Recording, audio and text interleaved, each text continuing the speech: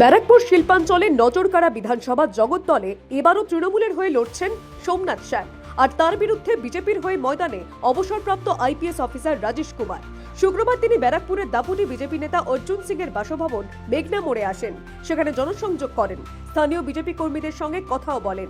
পরে তিনি বলেন, আবার মানুষের সেবা করার সুযোগ এসেছে, এটাকে কাজে লাগাতে চান তিনি।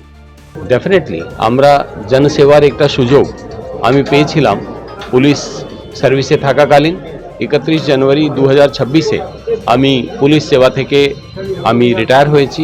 তো এখন একটা ডিফারেন্ট প্ল্যাটফর্ম থেকে মানুষের সেবা করার আমি সুযোগ আমাকে মাননীয় প্রধানমন্ত্রী আদরণীয় নরেন্দ্র মোদীজি, অমিত শাহজি, শ্রী শুভেন্দু অধিকারীজি, শ্রমিক ভট্টাচার্যজি এরা আমাকে কনসিডার করেছেন এবং এই যে সেবার অবসর, মানুষের সেবার যে সুযোগ আমাকে দিয়েছেন, ডেফিনেটলি এটা আমার কাছে খুব বড় পাওনা আছে এবং আমি চেষ্টা করব যেন আমি এখানে আমরা যেই তো হবই, ভারতীয় জনতা পার্টির সরকারও গঠন করা হবে এবং সাধারণ মানুষের সেবা করার একটা খুব বড় সুযোগ আমরা পাবো। কি ইস্যু নিয়ে লড়বেন?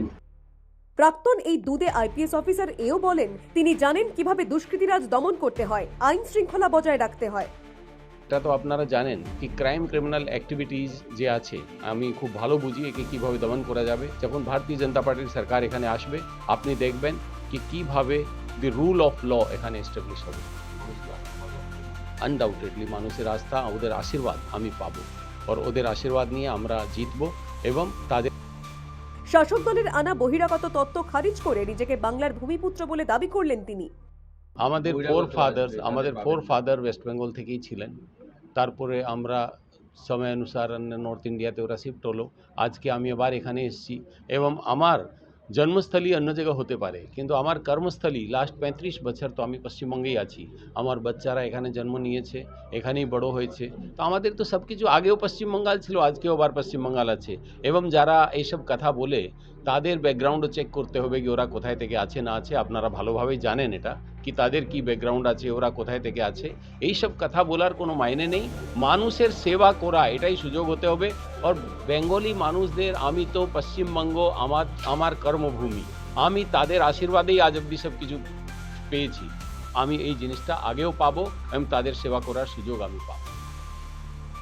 রাজেশ 1990 ব্যাচের আইপিএস অফিসার। পুলিশ মহলেই কথিত রয়েছে, রাজেশের খুব কাছের বন্ধু হলেন মমতা বন্দ্যোপাধ্যায়ের আস্থাভাজন প্রাক্তন ডিজি রাজীব কুমার। মমতা বন্দ্যোপাধ্যায় রাজীবকে রাজ্যসভায় মনোনয়ন দিয়েছেন, আর রাজেশ গেলেন বিজেপিতে। রাজেশের সঙ্গে দিল্লির বিজেপি নেতাদের অনেকদেরই দীর্ঘদিনের পরিচয়। নরেন্দ্র মোদী সরকার গঠনের পর তৎকালীন বিজেপি মন্ত্রী চন্দ্রেশ কুমার কাটোচের ওএসডিও ছিলেন রাজেশ কুমার। ব্যারাকপুর থেকে প্রতীতি ঘোষের রিপোর্ট, দ্য ওয়াল নিউজ।